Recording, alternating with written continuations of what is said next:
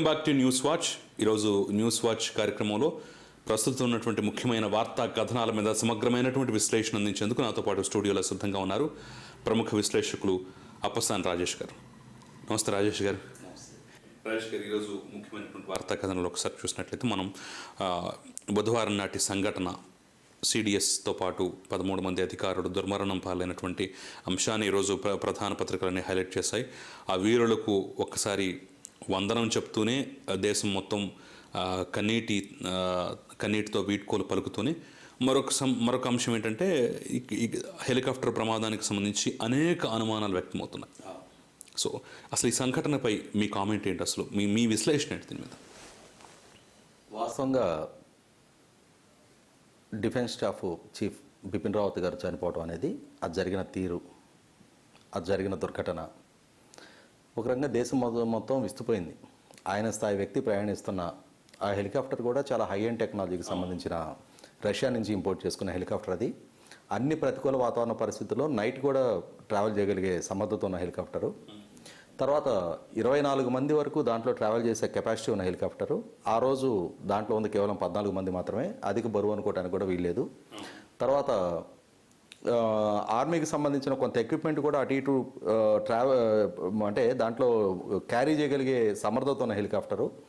కాబట్టి అధిక బరువు అనుకోవటానికో లేకపోతే అధిక ప్రతికూల వాతావరణ పరిస్థితులు అనుకోవటానికి కూడా వీలుగాని పరిస్థితి. మరి ఆ జరిగిన తీరు, అంత పెద్ద దుర్ఘటన ఇవాళ దేశ రక్షణ రంగానికి సంబంధించిన అతి కీలకమైన వ్యక్తి అంటే ప్రధానమంత్రి, రాష్ట్రపతి, ప్రధానమంత్రి, రక్షణ మంత్రి తర్వాత రక్షణ రంగానికి సంబంధించిన అతి కీలకమైన వ్యక్తి అయిన, త్రివిధ దళాలకు అధిపతి అయిన అటువంటి వ్యక్తి, ఆయనతో పాటు ఇంకా కొంతమంది సీనియర్ అధికారులు, కొంతమంది ఆయన అంగరక్షకులుగా ఉన్న అధికారులు, వీళ్ళందరూ కూడా చనిపోవడం అనేది చాలా విస్తుగొలిపింది దుర్ఘటన. అది జాతి మొత్తం కూడా ఇవాళ 3 రోజుల పాటు ఆయనకు సంతాప దినాలు తెలుపుకునే పరిస్థితి. అందులో ఆ బిపిన్ రావత్ గారి కుటుంబ నేపథ్యం కానీ, ఆయన సైనికుడిగా ఆయన అందించిన సేవలు కానీ ఈ దేశానికి, వాళ్ళ కుటుంబం తరతరాలుగా సైన్యంలో పనిచేస్తూ ఉన్నారు, దేశ రక్షణ బాధ్యత తీసుకున్నారు వాళ్ళు. సేమ్ టైము ఆయన కూడా చాలా పోరాటాల్లో పాల్గొని చాలా వీరుడిగా పేరు ప్రఖ్యాతులు తెచ్చుకున్న వ్యక్తి ఆయన. అంతర్జాతీయ స్థాయిలో కూడా యునైటెడ్ నేషన్స్ తరపున ఆఫ్రికా ఖండంలో కూడా కొన్ని ఆపరేషన్స్లో పాల్గొన్న వ్యక్తి. అటువంటి వ్యక్తి సేవలు ఈరోజు దేశం కోల్పోవటం అనేది చాలా బాధాకరమైన వ్యవహారం అది. అయితే ఇక్కడ ఏంటంటే బ్లాక్ బాక్స్ నిన్న కలెక్ట్ చేసుకున్నారు. ఆ బ్లాక్ బాక్స్ని ప్రాపర్గా ఆ సాంకేతిక నిపుణులు విశ్లేషించి అసలు వాస్తవంగా జరిగింది ఏంటి, ఎందుకు దుర్ఘటన జరిగింది అనేది సరైన సమాచారం బయటకు వస్తే తప్ప రకరకాల స్పెక్యులేషన్స్ అయితే బయట ఉన్నది వాస్తవం. నిజంగానే ప్రమాదమేనా లేకపోతే ఏదైనా విదేశీ కుట్ర దాగుందా దీంట్లో, అంటే జాతీయ భద్రతకు సంబంధించిన అతి కీలకమైన అధికారిని ఈ విధంగా తొదముట్టించడం ద్వారా దేశాన్ని బలహీనపరచడం అనే కుట్ర ఏదైనా దాగుందా అనేది కూడా రకరకాల స్పెక్యులేషన్స్ బయట చలామణి అవుతూ ఉన్నాయి. ఇష్యూ సెన్సిటివ్, దేశ రక్షణకు సంబంధించిన వ్యవహారం. సో ప్రభుత్వం సైడ్ నుంచి ఒక క్లారిటీ ఇచ్చే వరకు ఆ పర్టికులర్ నిపుణులు దాన్ని ఆ బ్లాక్ బాక్స్ని ప్రాపర్గా విశ్లేషించి సరైన వాస్తవ సమాచారాన్ని బయటకు పెట్టే వరకు కూడా ప్రజలు ఎవరికి తగ్గట్టుగా వాళ్ళు దాన్ని స్పెక్యులేట్ చేసుకుంటూనే ఉంటారు. కానీ జరిగినది ఏంటి, నిజంగానే దేశం మీద ఇటువంటి కుట్ర జరిగిందా, లేదు ప్రమాదవశాత్తు జరిగిందా? ప్రమాదవశాత్తు జరిగే పక్షంలో మరి అంత గొప్ప సమర్థత ఉన్న హెలికాప్టరు, మరి అంత స్థాయి వ్యక్తి ప్రయాణిస్తున్నప్పుడు ఆ కనీస మాత్రపు జాగ్రత్తలు కూడా తీసుకోకుండా ఇంత ప్రమాదానికి కారణం ఇది ఎట్లా జరిగింది? ఇది భవిష్యత్తులో కూడా ఇటువంటి పరిస్థితులు మళ్ళీ పునరావృతం కాకుండా ఎటువంటి జాగ్రత్తలు తీసుకోవాలనేది ఒక రూట్ మ్యాప్ అనేది ఈ జరిగిన ప్రమాదాన్ని దృష్టిలో పెట్టుకొని ఒక బ్లూ ప్రింట్ ప్రభుత్వం తయారు చేసుకొని భవిష్యత్తులో ఇటువంటి దుర్ఘటనలు మళ్ళీ జరగకుండా సరైన జాగ్రత్తలు తీసుకోవాలి. ఒక సగటు భారతీయుడిగా మన రక్షణ రంగానికి సంబంధించి త్రివిధ దళాలకు అధిపతిగా ఉన్న బిపిన్ రావత్ గారు, ఆయనతో పాటు ఆయన సహోద్యోగులు, ఆర్మీలో వివిధ స్థాయిల్లో పనిచేస్తున్న వ్యక్తులు ఇవాళ దుర్మరణం పాలవటం, వాళ్ళ కుటుంబానికి దేశం మొత్తం కూడా సంఘీభావంగా ఉండాల్సిన పరిస్థితి. ఒక సగటు భారతీయుడిగా, ఒక సగటు పౌరుడిగా మనం ఇక్కడ ఇంత ప్రశాంతమైన జీవనం గడపగలుగుతున్నాం అని అంటే బోర్డర్స్లో వాళ్ళు చేసే త్యాగాలు, వాళ్ళు చేసే సేవ వల్ల మాత్రమే అది సాధ్యమవుతుంది. అటువంటి త్రివిధ దళాలకు సంబంధించిన చీఫ్ చనిపోవటం అనేది చాలా బాధాకరంగా ఉంది.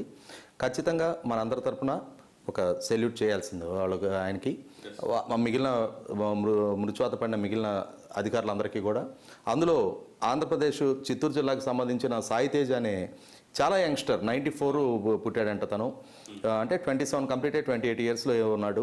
తనకి 2 చిన్నపిల్లలు ఉన్నారు.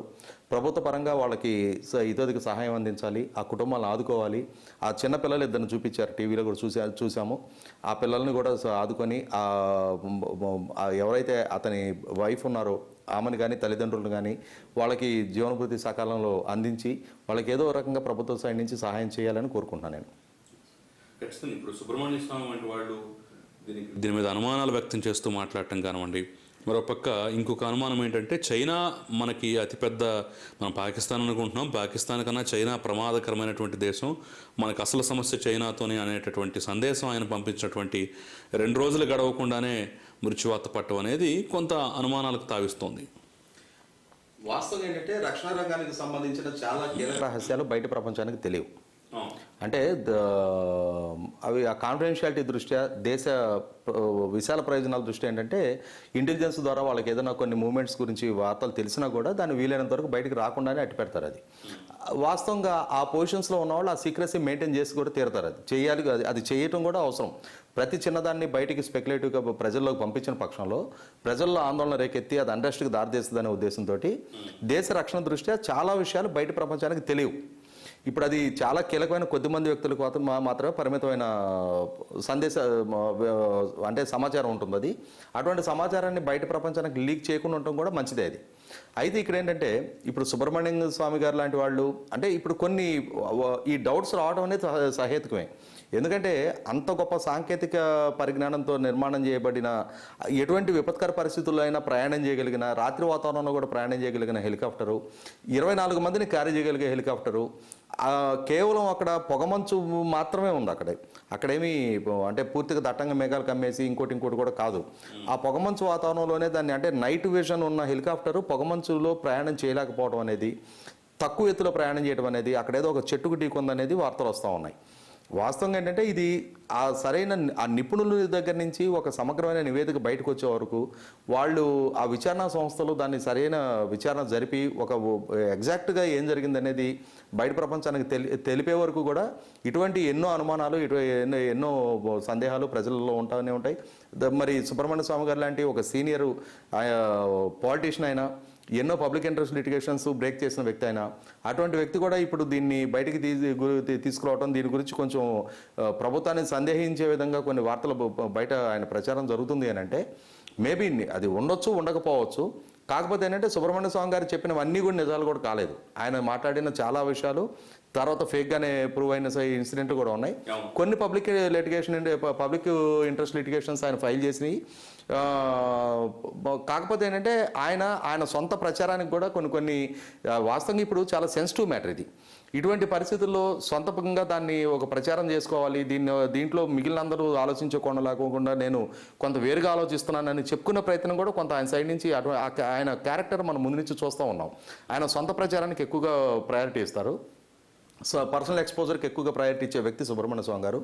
ఇది వాస్తవం ఏంటనేది ఆ రక్షణ రంగ నిపుణులు, రక్షణ రంగ అధికారులు, ప్రభుత్వం సైడ్ నుంచి క్లారిటీ వచ్చే వరకు మనం వెయిట్ చేయడం తప్ప దాని మీద మనం అన్నెసరీ కాంట్రవర్సీకి దారితీసే విధంగా దేశ రక్షణ రంగాన్ని ప్రశ్నించే స్థాయిలో, వాళ్ళ ఇంటిగ్రిటీని క్వశ్చన్ చేసే స్థాయిలో సగటు పౌరుడిగా మనం క్వశ్చన్ చేయడం అనేది సరైనది కాదు.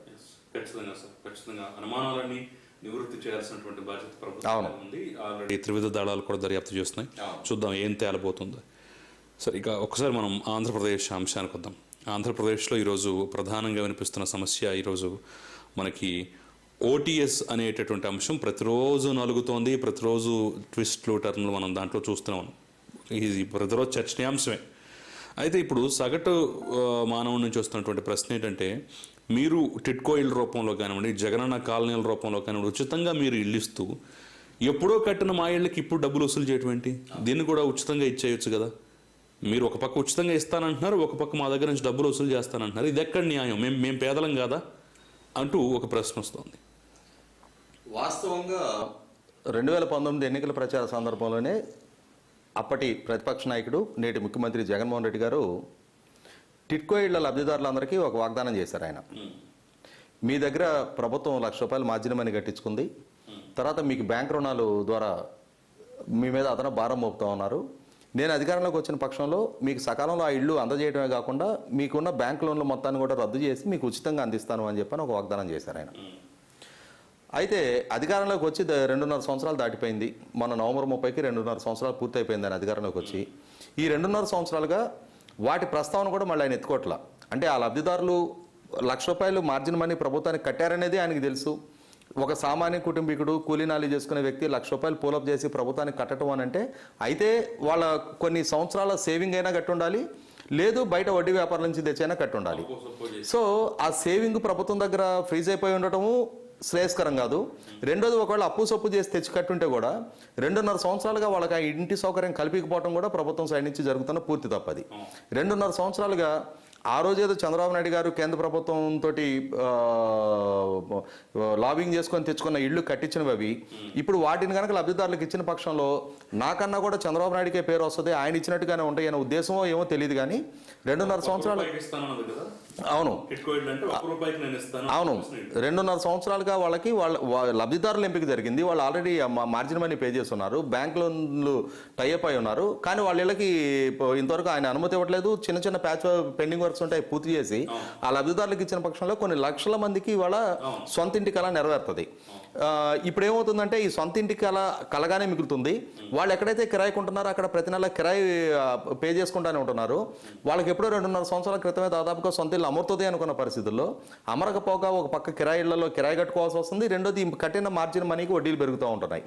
సో మొట్టమొదటిగా ఆయన దృష్టి పెట్టి ఏదైనా పేదలకు మేలు చేయాలి అనుకుంటే చేయాల్సిన పని అది. ఆల్మోస్ట్ 80 to 90% పూర్తయిపోయిన ఇళ్ళే ఎక్కువగా ఉన్నాయి. ఒక 10% to 20% ఇన్ఫ్రాస్ట్రక్చర్కి సంబంధించిన ఈ రోడ్ కనెక్టివిటీ, వాటర్ లైన్స్ ఇట్లాంటివి చిన్న చిన్న వర్క్స్ పెండింగ్ ఉన్నాయి తప్పితే సివిల్ వర్క్స్ అంటూ మొత్తం దాదాపుగా పూర్తయిపోయినాయి అనమాట. అటువంటివి కూడా పూర్తి చేయకుండా ఒక కక్షపూరితమైన వాతావరణంలో ఆయన దాన్ని పెండింగ్ పెట్టి ఉంచారు. అదొక అంశం. రెండోది వచ్చేటప్పటికి మొన్న జగనన్న కాలనీల పేరుతోటి దాదాపుగా 30 లక్షల మందికి ఇళ్ల స్థలాలు ఇస్తున్నాను నేను, దానికి తోడు కేంద్ర ప్రభుత్వం ఇచ్చే ఇళ్ల ద్వారా నేను ఉచితంగా మీకు ఇల్లు కట్టించిస్తాను అని చెప్పని వాగ్దానం చేశాను. ఆయన నవరత్నాల్లో కూడా ఉంది, ప్రతి ఒక్కరికి ఇంటి సౌకర్యం కల్పిస్తానని చెప్పని. దాదాపుగా 30 లక్షల ఇళ్ల స్థలాల కోసం అని చెప్పని మున్సిపాలిటీ లిమిట్లోనేమో సెంటు ఇచ్చేటట్టు, గ్రామాల్లో సెంటున్నర ఇచ్చేటట్టుగా భూసేకరణ చేశారు వాళ్ళు. ఈ భూసేకరణ చేసేటప్పుడు కూడా ఏమైంది, కొన్ని దేవాలయాలకు సంబంధించిన భూములు కూడా ఎక్వైర్ చేయడానికి ప్రయత్నం చేస్తే దాని మీద ఇష్యూస్ కోర్టు దాకా వెళ్ళి కోర్టు అక్షంతలు పడిన తర్వాత దేవాలయాల భూమి జోలికి వెళ్ళలేదు. కానీ ఇప్పుడు గోదావరి జిల్లాలో ఆవ భూములు అంటారు, అంటే వర్షాలు పడినప్పుడు ముంపుకు గురయ్యే మునిగిపోయే భూములు, ఆ భూములు కూడా సేకరించేసి వాటిని మేము లెవెల్ చేయడానికి అని చెప్పని మళ్ళీ సపరేట్గా ఎక్స్ట్రా గ్రాంట్ పెట్టుకొని దాదాపు 10,000 కోట్ల రూపాయలు మేము ఖర్చు పెట్టాము పేదలకు ఇళ్ల స్థలాల కోసం అని చెప్పని చెప్తున్నారు. ఇప్పుడు వాస్తవంగా అయితే ఏంటంటే ఇప్పుడు నిన్న మొన్న కురిసిన వర్షాలకు కూడా మొత్తం చాలా ప్రాంతాల్లో అవన్నీ నీళ్లలోనే మునిగినాయి. ఏదేమైనా 10,000 కోట్ల రూపాయలు ఖర్చు పెట్టి పైగా ఇప్పుడు సొంతంగా ఇల్లు కట్టించిస్తాను, ఉచితంగా ఇస్తానని చెప్తున్నారు. మరి ఉచితంగా 30 లక్షల మందికి లబ్ధి చేసేవాళ్ళు 83 నుంచి 2011 దాకా దాదాపుగా ఒక 39 నుంచి 41 లక్షల మంది లబ్ధిదారులు ఉన్నారు. వివిధ ప్రభుత్వాల హయాంలో 47 లక్షల వరకు ఉన్నారు మొట్టమొదట. అయితే ఏంటంటే ఈ ప్రభుత్వాలు జరుపుతూ వచ్చిన విచారణలో ఒక 6-7 లక్షల ఇళ్ళు అసలు కనిపించలా. అంటే ఈ 6-7 లక్షల ఇళ్ళు ప్రభుత్వం సైడ్ నుంచి అనుమతి తీసుకొని కట్టినట్టుగా చూపించి బిల్లులు కొట్టేసినట్టుగా కనిపిస్తుంది. అది 7 లక్షల ఇళ్ళు అసలు కనిపించలేదు. దాదాపుగా 39 నుంచి 41 లక్షల ఇళ్ళు ఫిజికల్గా కనిపిస్తూ ఉన్నాయి. ఇవి 83 నుంచి 2011 అంటే దాదాపుగా ఒక 28 సంవత్సరాల కాలం. అది ఈ 28 సంవత్సరాల కాలం అంటే ఆ రోజుల్లో తాత కట్టుంటే ఇప్పుడు మనవడ కాపురం ఉంటున్నాడు దాంట్లో. అటువంటి ఇళ్ళని ఇవాళ ఇన్ని సంవత్సరాల తర్వాత ఇప్పుడు వాటిల్లో చాలామంది ఇళ్ళు చేతులు మారినాయి. ఇప్పుడు ఇక్కడ ఏంటంటే ప్రభుత్వం ఇచ్చిన ప్లాట్లు ఉంటే వాటికి బీ ఫారము, డీకేటీ పట్టాలు అంటారు. కానీ సొంత స్థలాల్లో కట్టుకున్న ఇళ్ళు చాలా ఉన్నాయి. సొంత స్థలాల్లో అంటే వాళ్ళకి పట్టాభూములు అవి. ఆ పట్టాభూముల్లో కట్టుకుని ఇల్లు ఇప్పుడు కొత్తగా రిజిస్టర్ చేసే అవసరమే ఉంది. ఆల్రెడీ వాళ్ళ సొంత భూమి అది. కాబట్టి ఏంటంటే కాలనీలుగా కట్టించిన ఇళ్ళు ఎంత పర్సంటేజ్ ఉన్నాయో ఈ సొంత భూముల్లో కట్టుకున్న ఇళ్ళు కూడా అన్నీ ఉన్నాయి. ఇప్పుడు ఈ 2011 వరకు ఇప్పుడు ముఖ్యంగా ఏంటంటే 83కి ముందు అసలు పక్కా ఇళ్ళ పథకం లేదు. 83లో ఎన్టీ రామారావు గారు వచ్చిన తర్వాతే ఈ పక్కా ఇళ్ళు కట్టేయడం అనే స్కీమ్ వచ్చింది. 83 నుంచి పక్కా ఇళ్ళు సౌకర్యం పొందిన చాలామంది ఈరోజు కొన్ని అయితే ఏంటంటే మొదట్లో పెంకుటిళ్ళు కట్టించి ఇచ్చారు. ఆ పెంకుటిళ్ళన్నీ శిథిలమైపోయినాయి. ఇప్పుడు ఆ శిథిలమైపోయినట్టు వీళ్ళు రిజిస్టర్ చేసేదే ఉంది. శిథిలమైపోయి వాటిని తీసేసి వేరే రూపంలో వీళ్ళు కట్టుకోవడం కూడా జరిగిందనమాట కొన్ని ప్రాంతాల్లో. తర్వాత కొన్ని బిల్డింగులు ఆ రోజుల్లో కట్టిన బిల్డింగులు చాలా వరకు శిథిలమైన, కొన్నిట్లో ఏంటంటే క్యాష్ కాంపొనెంట్ తక్కువ, మెటీరియల్ కాంపొనెంట్ ఎక్కువ ఇచ్చారు. ఆ రోజుల్లో కిటికీలు దర్వాజాలు ఇచ్చారు, తర్వాత సిమెంట్ ఇచ్చారు, స్టీల్ ఇచ్చారు. పక్క ఇళ్లలో ఏంటంటే అన్ని క్యాష్ కాంపొనెంట్ కాదు, కొంత మెటీరియల్ కాంపొనెంట్ కూడా ఇస్తూ వచ్చేవాళ్ళు అనమాట. సో ఈరోజు ఇప్పుడు కొత్తగా ఏంటంటే ప్రభుత్వం కూడా ఏదో రూపంగా తనకు డబ్బు కావాలి, అయితే అప్పుల మీద ఆధారపడాలి. రెవెన్యూ జనరేషన్ అనేది కంప్లీట్ డౌన్ఫాల్లోకి వెళ్ళింది. వాస్తవంగా ఒక పక్క ఏంటంటే ట్యాక్స్ రెవెన్యూస్ పెరిగినట్టుగా చూపిస్తున్నారు. ఈ గత 2 సంవత్సరాలతో పోల్చి చూసినప్పుడు ఈ సంవత్సరం ట్యాక్స్ రెవెన్యూస్ పెరిగినట్టుగా చూపుతున్నారు. మరి ట్యాక్స్ రెవెన్యూస్ పెరిగినప్పుడు ఇప్పుడు ప్రజల దగ్గర నుంచి ముక్కుపిండి వసూలు చేసే ఈ డబ్బులతో ఏం పని మీకు? 5,800 కోట్ల రూపాయలు టార్గెట్ పెట్టుకొని ముఖ్యమంత్రి గారేమో ప్రెస్ మీకి ఇది వాలంటరీ, ఇది ఎవరిని నిర్బంధం లేదు, మీరు అనవసరంగా దీని మీద దుష్ప్రచారాలు చేస్తూ ఉన్నారు, దుష్ప్రచారాలు చేసే వాళ్ళ మీద చర్యలు తీసుకుంటామని చెప్పని ఆయన చెప్తా ఉన్నారు. మరి దుష్ప్రచారాలు చెయ్యొద్దు అని చెప్తున్న మీరే వాస్తవంగా గ్రౌండ్ రియాలిటీ ఎట్లా ఉంది? వాలంటీర్సు, పంచాయతీ సెక్రటరీసు ఇళ్ళ లబ్ధిదారుల దగ్గరికి వెళ్ళి బలవంతంగా బెదిరిస్తున్నారు. ఖచ్చితంగా దాన్ని ప్రూవ్ చేయగలం మనం. అంటే చాలా గ్రామాల్లో చాలా లబ్ధిదారుల దగ్గరికి వెళ్ళి డబ్బులు కట్టడానికి ఆమోదం తెలపని వాళ్ళ దగ్గరికి వెళ్ళి మీ రేషన్ ఆపేస్తాము, మీ ఇంట్లో పెన్షన్స్ ఆపేస్తాము అని చెప్పని బెదిరిస్తున్నారు. ఇంకొక చాలా దౌర్భాగ్యకరమైన విషయం ఏంటంటే సార్, మన కృష్ణా జిల్లాలో బయటపడింది. ఎప్పుడో పూర్వం 100 ఏళ్ల క్రితం కట్టినటువంటి ఇంటికి కూడా ఇప్పుడు నోటీసులు ఇచ్చి మీకు ఓటీఎస్ కింద బకాయిలు ఉన్నాయి, మీరు చెల్లించాలి అని చెప్పేస్తే వాళ్ళు మొత్తుకుంటున్నట్టు పరిస్థితి. వృద్ధ దంపతులు ఎవరు దాంట్లో నివాసం ఉంటున్నారు. ఇప్పుడు మొవ్వా దగ్గర ముక్తేవి గ్రామం పేరు కూడా, పెద్ద ముక్తేవి గ్రామం పేరు కూడా చూశాను నేను. అది ఆ గ్రామంలో అసలు వాళ్ళ స్కీమ్లో తీసుకొని వెళ్ళేది ఎప్పుడో తరతరాలుగా ఉన్న ఇంటికి కూడా నోటీసులు ఇచ్చారు. అంటే ఏంటంటే ప్రాపర్గా రికార్డు మెయింటైన్ చేయట్లేదు గవర్నమెంట్ డిపార్ట్మెంట్స్లో. ఆ రికార్డు మెయింటైన్ చేయడం వలన ఇప్పుడు ఈ టార్గెట్స్ ఇచ్చేటప్పటికి వాలంటీర్స్ కొత్తగా వచ్చిన వాళ్ళు, నినగాకమన్న వాళ్ళు, వాళ్ళకి గ్రామ స్వరూపాలు కూడా తెలియవు. దాంతో ఏంటంటే ఎవరికి నోటీసులు ఇస్తున్నారో కూడా తెలియట్లేదు.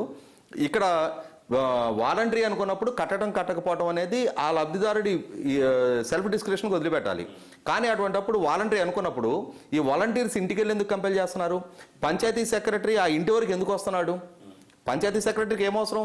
ఇప్పుడు వాలంటీర్ వెళ్ళి ఈ స్కీమ్ ఉందని చెప్పినప్పుడు దానికి పెట్టుకోకపోవడం అనేది ఆ లబ్ధిదారుడి ఇష్టం. అది ఒకవేళ పెట్టుకోవాలి అనుకున్నప్పుడు మీ సమక్షంలోకి వచ్చి మీకు అమౌంట్ పే చేస్తారు. వద్దు అనుకున్నప్పుడు మీరు మళ్ళీ వాళ్ళ ఇంటికి వెళ్ళే అవసరం లేదు, తెలియపరచడం వరకే మీ చేతిలో ఉండాలి. కానీ ఇక్కడ ఏం జరుగుతుంది? మీరు రిపీటెడ్గా ఎందుకు వాళ్ళు ఇళ్ళకి వెళ్తున్నారు? రిపీటెడ్గా వాళ్ళని ఎందుకు కంపెల్ చేస్తున్నారు? కేవలం ఏంటంటే ప్రభుత్వానికి ఏదో రూపంగా డబ్బు కలెక్ట్ చేసుకోవాలి. ఇప్పుడు ఆ డబ్బు కలెక్ట్ చేసుకోవడం కూడా ఏం చెప్తున్నారు? 10 రూపాయలు నాన్ జ్యుడిషియల్ బాండ్ పేపర్ మీద చూపిస్తున్నారు. అసలు ఎప్పుడో ఎవరో కట్టించిన వాళ్ళకి ఇప్పుడు ఇచ్చే జ్యుడిషియల్ బాండ్ పేపర్ మీద జగనన్న అని ఆయన బొమ్మ ఉండటం ఏంటి? ముఖ్యమంత్రి బొమ్మ వేసుకోవడం ఏంటి? ఎక్కడైనా ఈ రోజు దాకా నాన్ జ్యుడిషియల్ బాండ్ పేపర్స్ మీద వ్యక్తుల బొమ్మలు ఉంటాం చూసామా? ఉంటే కరెన్సీ నోట్ల మీద గాంధీ గారి బొమ్మ ఉంటుంది. గాంధీ గారి బొమ్మ తప్పితే దేశంలో ఇంకా ఏ నాయకుడి బొమ్మ కూడా ఈ రోజు దాకా ఉండదు. గతంలో ఏంటంటే కొన్ని ప్రత్యేక పరిస్థితుల్లో కొన్ని నాణ్యాలు రిలీజ్ చేసేవాళ్ళు. అప్పుడు ఇందిరాగాంధీ గారి బొమ్మ, జవహర్లాల్ నెహ్రూ గారి బొమ్మ, పటేల్ గారి బొమ్మ, ఇట్లా మౌలానా అబుల్ కలాం ఆజాద్ గారి బొమ్మ కూడా కొన్ని కాయిన్స్ మీద ఉండేది.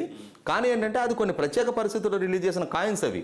వాస్తవంగా నోట్ల మీద వచ్చేటప్పటికి గాంధీ గారి బొమ్మ ఒక్కటే ఉంటుంది. అట్లాంటిది నాన్ జ్యుడిషియరీ బాండ్ పేపర్ అనేది కూడా కరెన్సీతో సమానం అది. అట్లాంటిది వాళ్ళ నాన్ జ్యుడిషియరీ బాండ్ పేపర్ మీద సీఎం బొమ్మ ఉండటము, ఆ పార్టీ రంగులు ఉండటం ఏంటి? అంటే ఎటువంటి సంకేతం మీరు పంపిస్తున్నారు? మీరు రూపాయి ఇచ్చి కట్టించిన ఇల్లు కాదు అది. గత ప్రభుత్వాలు ఆ రోజు వాళ్ళు ఇచ్చిన గ్రాంట్ తోటి కట్టుకుని ఇళ్ళవి. వాటికి ఈ రోజు మీ ఫోటో ఏంటి? మీరు ఏం ఫేవర్ చేస్తున్నారు మీరు? ఇప్పుడు వాళ్ళు తరతరాలుగా అందులోనే ఉంటున్నారు. వాళ్ళు ఈ రోజు వాళ్ళు అమ్ముకుంటామని చెప్పని మిమ్మల్ని అడగలేదు, మేము తాకట్టు పెట్టుకుంటామని మిమ్మల్ని అడగలేదు. పైగా చాలా ఇళ్ళు వాళ్ళ సొంత పట్టాభూములో కట్టుకున్నవే. పట్టాభూముల్లో కట్టుకున్న ఇళ్ళకి మీ నిర్బంధమే ఉంది అక్కడ. ఒకవేళ వాళ్ళ సొంత భూమిలో కట్టుకుని ఇల్లు అయినప్పుడు వాళ్ళు హ్యాపీగా వెళ్ళి బ్యాంకులో ప్లెడ్జ్ చేయాలన్నా చేసుకోవచ్చు, ఎవరికైనా అమ్ముకోవాలన్నా అమ్ముకోవచ్చు. అది అటువంటిప్పుడు ఇవాళ మీరు కొత్తగా వాళ్ళకి ఫెసిలిటేషన్ చేసేదే ఉంది. ఖచ్చితంగా ఇదేంటంటే ఈ 5,850 కోట్లు టార్గెట్ పెట్టుకున్నారు. ఏదో రూపంగా ముఖ్యమంత్రి వసూలు చేయాలి. వాళ్ళకి అర్థం కాదు ఏంటంటే ప్రజల్లో నుంచి వస్తున్న తీవ్ర వ్యతిరేకత. ప్రభుత్వం సైడ్ నుంచి ఏదైనా లబ్ధి దొరుకుతుంది అంటే వేరు, కానీ ప్రభుత్వానికి ఎదురు డబ్బులు కట్టాలి అంటే అంత ఈజీ ఇష్యూ కాదు. పైగా ఒకవేళ ఒక ట్రాఫిక్ ఉల్లంఘన జరిగి ట్రాఫిక్ చలానా ఒక 1000 రూపాయలు వస్తేనే బాధపడిపోతారు జనమే వాళ్ళ. అటువంటిది ఇప్పుడు సడన్గా వెళ్ళి పక్క ఇళ్ల లబ్ధిదారులందరూ ఎవరు? దిగు స్థాయి వ్యక్తులు, కూలీ నాలు చేసుకున్న వాళ్ళకే పక్కా ఇళ్ళు ఇచ్చారు. ఆర్థికంగా ఉన్నతంగా ఉన్న వాళ్ళకి ఆ రోజు ఇవ్వట్లేదు కదా. అటువంటి వ్యక్తుల దగ్గరికి వెళ్ళి ఈరోజు మీరు 10,000 రూపాయలు కట్టండి, అది 10,000 రూపాయలు కూడా గ్రామ పంచాయతీల్లో మున్సిపల్ లిమిట్లో అయితే 15,000, కార్పొరేషన్ లిమిట్లో అయితే 20,000. పైగా గ్రామ పంచాయతీ లిమిట్లో అది కనుక చేయి మారి లబ్ధిదారుడు కాకుండా వేరే వాళ్ళు అందులో కాపురం ఉంటే 20,000 ఇవ్వాలంటే డబుల్ అమౌంట్. మున్సిపల్ లిమిట్లో 30,000 ఇవ్వాలి, కార్పొరేషన్ లిమిట్లో 40,000 ఇవ్వాలి. ఇప్పుడున్న ఈ కరోనా పరిస్థితుల్లో ఆర్థిక వ్యవస్థ మొత్తం కుదేలైపోయి ఇప్పుడిప్పుడు మళ్ళీ తిరిగి గాడిలో పడుతున్న టైంలో ఇప్పుడు సడన్గా వాళ్ళ దగ్గరికి వెళ్ళి మీరు ఖచ్చితంగా చాలా ఇళ్ళు చేతులు మారినాయి. ఈ కాలక్రమంలో కొంత టైం గడిచేటప్పటికి వాళ్ళు ఆ రోజు ఇప్పుడు రిజిస్ట్రేషన్ కాకుండా కూడా ఒక నోటరీ మీద రాసుకొని చేతులు మార్చుకున్నారు. వేరే వాళ్ళు కాపురాలు ఉంటున్న ఇళ్ళే చాలా ఉన్నాయి. అటువంటి వాళ్ళ దగ్గరికి వెళ్ళి ఇప్పుడు మీరు చేతులు మారింది కాబట్టి 20,000 కట్టండి అని అంటే ఇక్కడ 10,000కే ప్రతిఘటన వస్తూ ఉంది. 20,000 కట్టమంటే ఎదురయ్యే పరిస్థితులు ఏంటనేది వీళ్ళు కూడా ఆలోచించుకోవాలి. కార్పొరేషన్ లిమిట్లో 40,000 కట్టాలి, మున్సిపల్ లిమిట్లో 30,000 కట్టాలి. ఇప్పుడు ఏంటంటే వాళ్ళకి మద్దతు తెలిపే వాళ్ళు కొంతమంది సోషల్ మీడియాలో దీన్ని వ్యతిరేకించే వాళ్ళని కువిమర్శలు చేస్తా, దోషణలు చేస్తా కొద్దిమంది పిడికిడి మంది కనిపిస్తున్నారు. కానీ ప్రజాబాహుళ్యంలో మటుకు ఇది తీవ్ర వ్యతిరేకత రప్పిస్తుంది ప్రభుత్వానికి. ప్రభుత్వం కూడా ఆలోచించుకోవాలి. ఎందుకంటే ఇంకొక 2.5 సంవత్సరాల పరిపాలన ఉంది. మాకు ఇంకో 2.5 ఏళ్ళకి కదా మేము ఎలక్షన్కి వెళ్ళేది అనుకుంటున్నారు. ప్రజల మనసులో ఒక అభిప్రాయం పడ్డ తర్వాత ఈరోజు మీరు ముక్కుబిండి వసూలు చేసిన తర్వాత 2.5 సంవత్సరాలు చూస్తా 2.5 ఏళ్ళు అయిపోగలేదు. ఇంకొక 2.5 ఏళ్ళు ఎంతో టైం పట్టదు. ఖచ్చితంగా మీకు ఇది తీవ్ర గుణపాఠం చెప్పడానికి ప్రజలు కూడా సిద్ధంగా ఉంటారు ఇటువంటి మూర్ఖపు నిర్ణయాలకి. మనం మాట్లాడుకునేటటువంటి ఇంకొక అంశం ఏంటంటే ఓటీఎస్ ఒక పక్క ప్రజల దగ్గర నుంచి లాక్కునేటటువంటి స్కీమ్, దాని గురించి ఇప్పటివరకు డిస్కస్ చేశాం. ఇంకో పక్క ప్రభుత్వంలోనే ఉన్నటువంటి డబ్బులు మొత్తం ఊడ్చేసేటటువంటి ఇంకొక స్కీమ్కి తెరలేశారు. కనీసం ₹1,00,000 ఉన్నా సరే ఇవ్వండి, ఏపీఎఫ్సిఎల్ అని చెప్పేసి మొన్నటిదాకా ఉన్నారు. సరే, రిజర్వ్ బ్యాంక్ రంగంలో దిగేసరికి ఇప్పుడు ఏపీపీఎఫ్సిఎల్ పవర్ ఫైనాన్స్ కార్పొరేషన్ అని చెప్పేసి కొత్త దాన్ని ఒకటి ముందుకు దోస్తున్నారు. సో ఏం జరగబోతుందంటారు? ఇంత దౌర్భాగ్యకరమైన స్థితి, ₹1,00,000 కూడా వదలనటువంటి పరిస్థితి. ఏపీ ఫైనాన్షియల్ సర్వీసెస్ కార్పొరేషన్ అని చెప్పని ఒకటి పెట్టారు మొన్న. పెట్టి ఏం చేశారంటే అన్ని డిపార్ట్మెంట్స్లో నుంచి ఫండ్స్ మొత్తం దానికి ట్రాన్స్ఫర్ చేయండి. యాక్చువల్గా ఏంటంటే డిపార్ట్మెంట్స్ దగ్గర ఉండే ఫండ్స్ ఆ డిపార్ట్మెంట్ సొంత అవసరాల కోసం వాడుకునే ఫండ్స్ అవి. అంటే బడ్జెట్ అలొకేషన్స్ జరిగిన తర్వాత చాలా డిపార్ట్మెంట్లు వాళ్ళ దగ్గర వాళ్ళ సెల్ఫ్ డిస్క్రిప్షన్ తోటి వాళ్ళ ఇంటర్నల్ వ్యవహారాలు కానీ వాళ్ళ డిపార్ట్మెంట్ మేనేజ్మెంట్ కానీ వాడుకునే ఫండ్స్ని ప్రభుత్వం బలవంతంగా దీనికి మళ్ళించమని చెప్పని ఆదేశాలు ఇచ్చిన తర్వాత అది ఆర్బీఐ దృష్టికి వెళ్ళింది. ఆర్బీఐ మీరెట్లా డిపాజిట్లు మెయింటైన్ చేస్తారు, మీరెట్లా ఇంట్రెస్ట్ ఇస్తారు అని ఆర్బీఐ ఇన్వాల్వ్ అయిన తర్వాత దాని నుంచి పక్క జరిగి ఏం చేశారంటే ఇప్పుడు ఏపీ పవర్ ఫైనాన్స్ కార్పొరేషన్ అని చెప్పని ఒకటి కొత్తగా దాన్ని తీసుకొచ్చారు. ఇప్పుడు అంటే ఒక అక్షరం మార్పు ఈ అక్షరం మార్పుతో ఒక కొత్త కార్పొరేషన్ తీసుకొచ్చే వాళ్ళ డిపార్ట్మెంట్లో ఎంత స్థాయికి దిగజారిందంటే మీ దగ్గర 10 లక్షలు ఉంటే ఇవ్వండి, 10 లేదంటే కనీసం 5 ఉంటే ఇవ్వండి, 5 లేదా కనీసం 1,00,000 పంపండి. అంటే ఇది ఎట్లుంటుందంటే మనం రోడ్ల మీద గమనిస్తూ ఉంటాం. కొంతమంది తాగుడుకు అలవాటైన వాళ్ళు ఉంటారు. వాళ్ళు sir please give me 10 rupees అంటాడు. లేదు అంటే అట్లీస్ట్ 5 రూపీస్ అంటాడు, లేదంటే అట్లీస్ట్ 1 రూపీ అంటాడు అనమాట. సేమ్ అదే పరిస్థితి కనపడుతుంది వాళ్ళ. అంటే కాస్ట్లీ బెగ్గింగ్ ఇది. ప్రభుత్వం డిపార్ట్మెంట్లని కాస్ట్లీ బెగ్గింగ్ ఇది. అంటే వాళ్ళకున్న అధికారాన్ని అడ్డు పెట్టుకొని డిపార్ట్మెంట్ల దగ్గర నుంచి ఫండ్స్ అన్ని ఊడ్చేస్తే ఇప్పుడు గ్రామాల్లో చూస్తున్నాం. ఒక వీధి దీపం పోతే కూడా సర్పంచ్ దగ్గరికి వెళ్ళి మా వీధి లైట్ వెలగట్లేదు, దాన్ని ఏదైనా రీప్లేస్ చేయించమని అడిగితే వాళ్ళు చేతులు ఎత్తేసే పరిస్థితిలో ఉన్నారు. ఇప్పుడు 15th ఫైనాన్స్ ఫండ్స్ పంచాయతీలకు వస్తే వాటి మొత్తాన్ని గుంజుకున్నారు. వాస్తవంగా ఏంటంటే పంచాయతీ సెక్రటరీ, సర్పంచ్ ఇద్దరు సంతకంతో ఆ ఫండ్స్ డ్రా అవ్వాలి. అట్లా కాకుండా వాళ్ళ అకౌంట్లోకి వచ్చిన డబ్బుల్ని ప్రభుత్వం విత్డ్రా చేసుకోవడం అని అంటే ఒక రకంగా ఏంటంటే మన జేబు కొట్టినట్టే అనమాట. అది క్రైమ్ వాస్తవంగా. ఏ పంచాయతీ సెక్రటరీ అంటే గవర్నమెంట్ ఎంప్లాయ్ కాబట్టి అతను కోర్టుకి వెళ్ళలేడు. కానీ ఏ పంచాయతీ సర్పంచ్ అయినా సరే మాకు కేంద్ర ప్రభుత్వం ఇచ్చిన ఫండ్స్ని రాష్ట్ర ప్రభుత్వం ఏ విధంగా తీసుకుంటుందో అది మా సెల్ఫ్ డిస్క్రిప్షన్తో మా గ్రామాల్లో ఖర్చు పెట్టుకోవాల్సినవి, మా దగ్గర బోల్డ్ ఇష్యూస్ పెండింగ్ ఉండగా ప్రభుత్వం వాటిని ఎట్లా తీసుకుంటుందని చెప్పని ఒక కోర్టుకు కనుక వెళ్ళిన పక్షంలో చాలా తీవ్రమైన నేరంగా మారుతుంది. అది ఒక రకంగా ఏంటంటే అది రూల్ ఆఫ్ లాకి అగ్నిస్ట్గా చేసింది. దాని తర్వాత మనం ఎన్టీఆర్ వర్సిటీ ఫండ్స్ చూసాం. మనం 468 కోట్లు ఎంతో ఫండ్స్ ఉంటే వాళ్ళ దగ్గర 400 కోట్లు ఆ వీసీ ఎన్జిఓ నాయకులు కలిసినప్పుడు వాళ్ళతో మాట్లాడుతున్న వీడియో బయటకు వచ్చింది. అది ఆ వీసీ మాట్లాడుతున్న మాట, ఏం చేస్తానండి బలవంతంగా బానిసలాగా ఇట్లా చేతులు కట్టుకొని నిలబడ్డాను నేను రోజుల తరబడి, కాదండి ప్లీజ్ ఇట్లా ఇస్తే ఇబ్బంది అవుద్దని చెప్పని చెప్తున్నాను. నేను చెప్పినా కూడా లేదు, నువ్వు ఇవ్వడానికి నిర్ణయం తీసుకుంటేనే మమ్మల్ని కలవటానికి రా, నువ్వు ఇవ్వని పక్షంలో నువ్వు మా దగ్గరికి రావాల్సిన అవసరం కూడా లేదు, నీ సంగతి మేము చూసుకుంటామని బెదిరించారు. తప్పని పరిస్థితుల్లో నేను ఇవ్వాల్సి వచ్చింది అని చెప్పని ఆయన చెప్పటం. ఆ చెప్పటం కూడా కాక ఏం జరిగిందంటే వాళ్ళ మళ్ళీ యూనివర్సిటీ అవసరాల కోసం మాకు ఒక 175 కోట్లు కావాలి, ప్లీజ్ మాకు రిలీజ్ చేయండి అని చెప్పని మళ్ళీ తిరిగి ఫైనాన్స్ డిపార్ట్మెంట్ దగ్గరికి వెళ్ళటం, ఫైనాన్స్ డిపార్ట్మెంట్ కనీసం దాన్ని పరిగణలో కూడా తీసుకోపోవటం, ఇవాళ యూనివర్సిటీ మొత్తం సంక్షోభంలో పడింది అది. ఇప్పుడు రేపు రోజున అసలు దీన్ని ఎట్లా సర్వైవల్ ఎట్లా, శాలరీస్ ఎట్లా ఇచ్చుకుంటారు, డే టు డే అఫైర్స్ ఎట్లా మీట్ అవ్వాలో కూడా అర్థం కాని పరిస్థితి అనమాట. ఈ రకంగా ఏంటంటే జరుగుతున్నది ఏంటంటే ప్రజలు ప్రతి సందర్భానికి సీఎంని వెళ్ళి గెలవరు. ప్రజలు డిపార్ట్మెంట్స్ దగ్గరికి అవసరాల నుండి రిప్రజెంటేషన్స్ వెళ్తాయి. ఆ డిపార్ట్మెంట్స్ వాళ్ళు ఇన్ఎఫిషియెంట్గా జీతం తీసుకుంటున్న అధికారులు, అక్కడ ఉండే స్థానిక ప్రజాప్రతినిధులు, ఈ మధ్య ఎన్నికైన పంచాయతీ సర్పంచులు కానీ, ఎంపీటీసీ మెంబర్లు కానీ, మండల ప్రెసిడెంట్లు కానీ, వీళ్ళు ప్రజలు ఏదైనా వచ్చి ఒక రిప్రజెంటేషన్ ఇచ్చిన పక్షంలో వాళ్ళకి సమాధానం చెప్పలేక, ఏమాత్రం కూడా చేయలేక, అసలు ఎందుకు ఎన్నికయ్యామరా భగవంతురా మనం ఈ పదవుల్లోకి వచ్చాము అని చెప్పని తల బాదుకునే పరిస్థితులు క్రియేట్ అయినాయి అనమాట. ఇక్కడ ఏమవుతుందంటే ఎప్పుడో ఒకసారి ఈ ట్యాక్స్ మనీని ఏదో ఒక స్కీమ్కి నేను మీ అందరి అకౌంట్లో ట్రాన్స్ఫర్ చేస్తున్నా అని చెప్పిన ఒక బటన్ నొక్కి ఇట్లా చప్పట్లు ఇట్లా కొడతారు జగన్మోహన్ రెడ్డి గారు. మనం అది ఆయన ఇట్లా కనిపిస్తుంది అనమాట మనకి. ఆ చప్పట్లు కొట్టి ఆ చుట్టుపక్కల ఉన్న కొంతమంది భజన బృందం కూడా చప్పట్లు కొట్టి ఇట్లా, ఆయనేమో ప్రజలకి వరాలు ఇచ్చే దేవుడు, ఈ మిగిలిన మొత్తం యంత్రాంగము స్థానిక ప్రజాప్రతినిధులు అందరేమో డిఫాల్టర్లు. వాస్తవంగా ఇక్కడ ఏంటి, రాష్ట్ర ప్రభుత్వాన్ని పాలన చేయడానికి ఆయన ఎన్నుకున్నారు. రాష్ట్రంలో ఒక ఫైనాన్షియల్ డిసిప్లిన్ మెయింటైన్ చేయడానికి, రెవెన్యూస్ పెంచడానికి, వెల్త్ జనరేట్ చేయడానికి, ఎంప్లాయ్మెంట్ క్రియేట్ చేయడానికి, ఇన్వెస్ట్మెంట్స్ తీసుకురావడానికి అన్నిటికీ ఆయనే బాధ్యుడు. ఏ ఫెయిల్యూర్ జరిగినా కూడా ఆయనే బాధ్యుడు. ఇక్కడ ఏమవుతుందంటే ఘనత వస్తే ఆయనకి, ఫెయిల్యూర్ జరిగితే మిగిలిన వాళ్ళది అన్నట్టుగా తయారవుతుంది వాళ్ళ. వాస్తవంగా ఇది చాలా మిస్మేనేజ్మెంట్ అవుతుంది ఫైనాన్షియల్గా. దీన్ని ఎట్టి పరిస్థితుల్లో ఇది కనుక ప్రభుత్వం దాన్ని రెక్టిఫై చేసుకోకపోతే ఖచ్చితంగా ప్రజల నుంచి రెవల్యూషన్ రాక తప్పదు. ఎన్నో రోజులు అందరూ ఎదురు చూడరు. ఇప్పుడు ఒక స్థానిక ప్రజాప్రతినిధి ఒక వీధి లైట్ కూడా వేయించలేని పరిస్థితి, దోమలకు మందు కూడా కొట్టించలేని పరిస్థితి, ఒక గల్లీలో చిన్న గుంట పడితే దాన్ని కూడా పూడిపించలేని పరిస్థితిలో ఉన్నప్పుడు ఖచ్చితంగా వాళ్ళని ముందు నిలదీస్తారు. వాళ్ళల్లో అంట్రెస్ట్ బిగిన్ అయినప్పుడు వాళ్ళే రేపు మీకు ఎదురు తిరుగుతారు. ఓ పక్క మీరే చెప్పుకుంటున్నారు 97% పంచాయతీలు మొత్తం మనమే గెలిచాము అని చెప్పని. 97% పంచాయతీలు మీరు గెలిచినప్పుడు 97% పంచాయతీలు మీరు వెదలుగా ప్రజల ముందు నుంచో పెడుతున్నారు. కాబట్టి ఏంటంటే రెవల్యూషన్ మొట్టమొదటిగా అక్కడి నుంచే బిగిన్ అవుద్ది. మీరు మా అని చెప్పుకుంటున్న వాళ్ళే మీకు మొట్టమొదటిగా ఎదురు తిరగటం మొదలవుద్ది. రేపు ఇది ఖచ్చితంగా మీకు ఒక ప్రతిబంధకంగా మారటం ఖాయం. మిమ్మల్ని ఉప్పినలాగా ముంచెత్తి మిమ్మల్ని ఓటమి పాలు చేయడం కూడా ఖాయం. ఇది ఇప్పుడు మనం అంటే గతంలో రిజర్వ్ బ్యాంకు ఇన్వాల్వ్ అయినటువంటి తీరును మనం చూసాం. సో ఇప్పుడు దానికి సంబంధించి చూసినట్లయితే ఇప్పుడు పెద్ద తేడా ఏముందండి? గతంలో ఫైనాన్స్ కార్పొరేషన్ పెట్టేసి దానికి నిధులు మళ్లించారు. దానికి రిజర్వ్ బ్యాంక్ ఒప్పుకోలేదు కాబట్టి ఇంకొక కొత్తది ఒక ఒకటి ఎక్స్ట్రా ఒక అక్షరం యాడ్ చేసి ఇంకోటి పెట్టేసి దీన్ని చేసేసారు. అంటే దాంట్లో ఏం జరిగిందో దీంట్లో కూడా అదే జరుగుతుంది. అది సక్రమమైనప్పుడు అది అక్రమమైనప్పుడు ఇది సక్రమం ఎందుకు అవుతుంది? ఆంధ్రప్రదేశ్ ప్రభుత్వం 200 సంవత్సరాల్లో దాదాపుగా తను తీసుకున్న విధాన నిర్ణయాలు 200 సార్లు కనీసం కోర్టులో కొట్టేబడ్డాయి.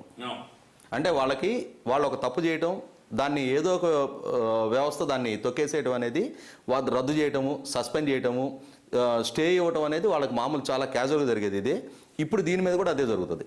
వాళ్ళు ఒక ప్రయత్నం చేస్తున్నారు. వాస్తవంగా ఏంటంటే ఒక ప్రోగ్రెసివ్ అప్రోచ్ తోటి, పాజిటివ్ యాటిట్యూడ్ తోటి ప్రభుత్వం ముందుకెళ్ళాలి. ఆ వెళ్ళటం వాళ్ళ ఒక చేతగానే ఒక అసమర్థులుగా మిగిలిపోయారు. అసమర్థతను కప్పిపెట్టుకోవడానికి ఏదో రకంగా ఈ 200 సంవత్సరాలు టైం పాస్ చేయడానికి వనరులు కావాలి. కాబట్టి 1వ తారీఖు వస్తే జీతాలు ఇవ్వాలి, పెన్షన్స్ ఇవ్వాలి, డే టు డే అఫైర్స్ అన్ని మీట్ అవ్వాలి. కానీ ఇక్కడ ఎక్కడా కూడా ప్రభుత్వ ప్రకటనలు ఇచ్చుకోవడానికి మటుకు కొరత ఉండదు. ముఖ్యమంత్రి బొమ్మేసి ఆయన సొంత సాక్షి మీడియాకి, సాక్షి ఛానల్కి, సాక్షి పేపర్కి, ఛానల్కి కోట్ల రూపాయలు ప్రభుత్వ ధనంతో ప్రకటనలు ఇచ్చుకోవడానికి మటుకు ఏ నిధులు కొలత రాదు. రెండోది ఆయన సహనిందితులు, ఆయన సంస్థలో పనిచేసిన వాళ్ళు, ఆయనకి ఎన్నికల ముందు ఉపయోగపడిన కొంతమంది సోకాళ్ళు మేధావులకి సలహాదారులుగా ఆయన ఇచ్చుకున్న పదవుల్లో ఉన్న వాళ్ళకి జీతాలు ఇచ్చుకోవడానికి కూడా ఎక్కడా ఆటంకం రాదు. లక్షల జీతాలు, వాళ్ళకి అలవెన్స్లు, వాళ్ళకి కార్లు, వాళ్ళకి బంగ్లాలు, వాళ్ళకి స్టాఫ్, వాటికి కూడా ఎక్కడ లోటు రాదు.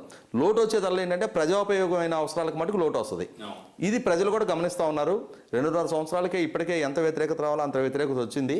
కాకపోతే ఏంటంటే అది ఆ ఫ్లూయిడ్ స్టేట్లో ఉన్నది, అది కన్సాలిడేట్ అయ్యి ఒక సాలిడ్ స్టేట్కి వచ్చి ప్రభుత్వాన్ని ముంచెత్తే స్థాయికి రావడానికి ఇంకొంచెం టైం పడుతుంది. ఇప్పుడు మీరు చెప్పారు 200 సార్లు ప్రభుత్వ నిర్ణయాన్ని కోర్టు కొట్టివేసింది, స్టేలు ఇచ్చింది, రకరకాలుగా చేసిందని చెప్పేసి మీరు చెప్పారు. ఇప్పుడు తాజాగా మరో నిర్ణయం కూడా బయటపడింది. జీవో నంబర్ 59 కదా. ఏదో పంచాయతీలో పనిచేసేటటువంటి ఉద్యోగులను తీసుకెళ్ళి మేము పోలీస్ ఆఫీసర్లుగా చేస్తాం అంటూ నిర్ణయం తీసుకోవడం అనేది, ఏకంగా వాళ్ళకి యూనిఫామ్లు ఇచ్చేసే ప్రయత్నం కూడా చేయడం అనేది అసలు ఇదే ఎక్కడ మరి ఈ ముఖ్యమంత్రికి ఎవరు సలహాలు ఇస్తున్నారు? ఇంత రాజ్యాంగ విరుద్ధమైనటువంటి చర్యలు ఏంటో అర్థం కావట్లా. ఇప్పుడు వాస్తవంగా ఏంటంటే పంచాయతీ సచివాలయాలు ఏర్పాటు చేసిన తర్వాత, గ్రామ సచివాలయాలు ఏర్పాటు చేసిన తర్వాత మహిళా కానిస్టేబుల్ అని చెప్పని, మహిళా పోలీస్ అని చెప్పని ఒకళ్ళని అపాయింట్ చేశారు. అందులో వాళ్ళు ఏంటంటే ఆ గ్రామ స్థాయిలో ఏదైనా అంటే ఫ్యామిలీ డిస్ప్యూట్స్, ఏదైనా చిన్న చిన్న ఇష్యూస్ ఉన్నప్పుడు వాళ్ళు కౌన్సిలింగ్ ఇవ్వడానికి. గతంలో గ్రామ పోలీస్ అనే ఒక వ్యవస్థ ఉండేది. వాళ్ళు వాస్తవంగా ఏంటంటే విలేజ్ రెవెన్యూ అంటే గ్రామ పోలీస్ అనే వాళ్ళనే విలేజ్ విఆర్ఏ ఎట్టి అనేవాళ్ళు, తర్వాత వాళ్ళనే విఆర్ఏలుగా మార్చారు. రెవెన్యూ వర్కర్లు అనమాట వాళ్ళు. విఆర్డబ్ల్యూ అనేవాళ్ళు, తర్వాత విఆర్ఏ అయ్యారు వాళ్ళు. ఇప్పుడు విఆర్ఏలుగా పిలువబడుతున్నారు వాళ్ళు. వాళ్ళు వేరు. వాళ్ళు ఏంటంటే రెవెన్యూ తరపున అప్పుడు మున్సిపల్ వ్యవస్థ ఉన్నప్పుడు, తర్వాత విఆర్ఓల కింద కూడా ఫస్ట్ ఏదైనా ఒక లా అండ్ ఆర్డర్ ఇష్యూ కానీ ఏదైనా జరిగి, లేదు ఒక నేరం జరిగినప్పుడు పోలీస్ అటెండ్ అయ్యే వరకు వీళ్ళు అక్కడ కావిలు ఉండటం, ఆ సీన్ ఆఫ్ అకరెన్స్డ్ దానికి కావిలిగా వేయటం, అక్కడ ఎవిడెన్స్ ట్యాంపర్ అవ్వకుండా చూసుకోవటం, ఆ బాధ్యత వీళ్ళది ఉండేది పాపం. చిన్న చిన్న ఉద్యోగస్తులు వాళ్ళందరూ కూడా.